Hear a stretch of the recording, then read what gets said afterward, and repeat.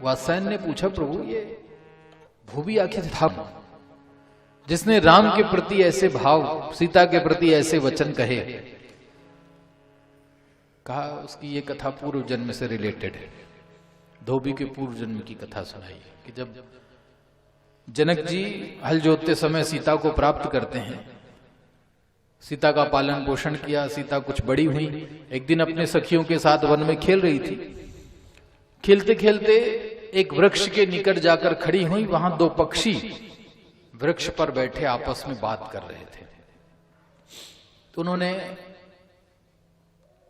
अयोध्या का दृश्य, प्रभु श्री राम के जन्म की कथा, सीता के जन्म की कथा, धनुष यज्ञ की कथा आपस में बैठकर चर्चा कर रहे थे। सीता ने जब सुना तो मन में आया, ये तो मेरी ही बात कर रहे हैं, सीता तो मैं ही हूं।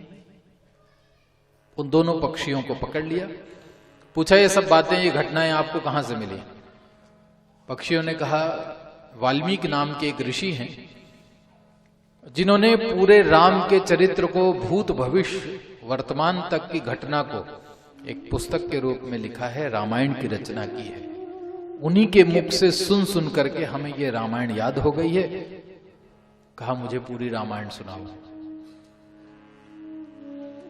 उस धनुष यज्ञ के बाद की घटना क्या है? क्या सीता का राम के साथ विवाह हुआ? पक्षी ने राम राज्य तक की सारी बातें सुना डाली, संक्षेप में सीता को पूरी रामायण सुनाई।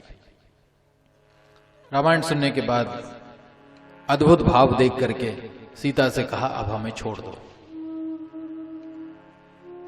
सीता ने कहा, मैंने तुम्हारी बात तो सुनी, लेकिन तुम्हारी बात को मैं सत्य कैसे मानूं? जब तक जिस राम के साथ आपने सीता के विवाह की बात की है, जब तक वो विवाह नहीं हो जाता तब तक मैं आपको छोड़ूंगी नहीं, मेरे पास ही रहना पड़ेगा।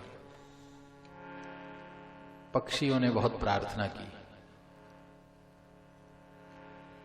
पक्षी ने कहा, ये पक्षिणी जो है गर्भवती है, वन में रहेगी, अपने उचित आहार का भोजन करेगी, प्रसन्न चित्त रहेगी, स्वस्थ बच्चों को जन्म देगी।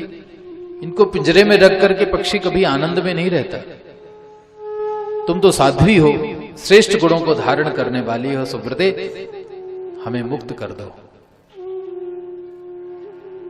पक्षी से कहा, तुम चले जाओ, पर पक्षिणी को नहीं छोड़ोगी, पक्षिणी तो मेरे पास ही रहेगी। सीता भी जिद में आ गई।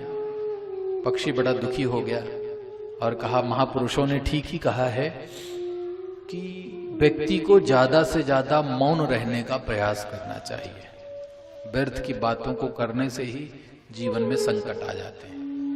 पेड़ में रहकर हमने व्यर्थ में बातें की, रामायण की चर्चा की, और ये संकट जीवन में आ गया। ज्यादा बोलना ही जीवन में दुखदायी होता है। मौन रहो, सदा सुखी रहो।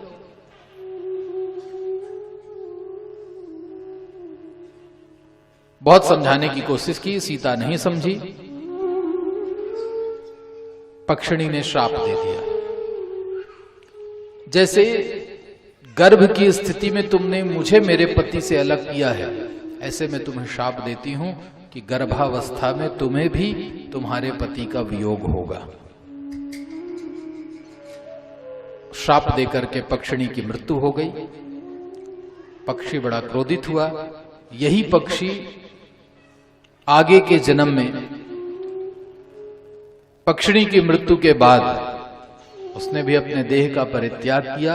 यही आगे चल करके धोबी बना, यही पक्षी जो सीता के वियोग का कारण बना।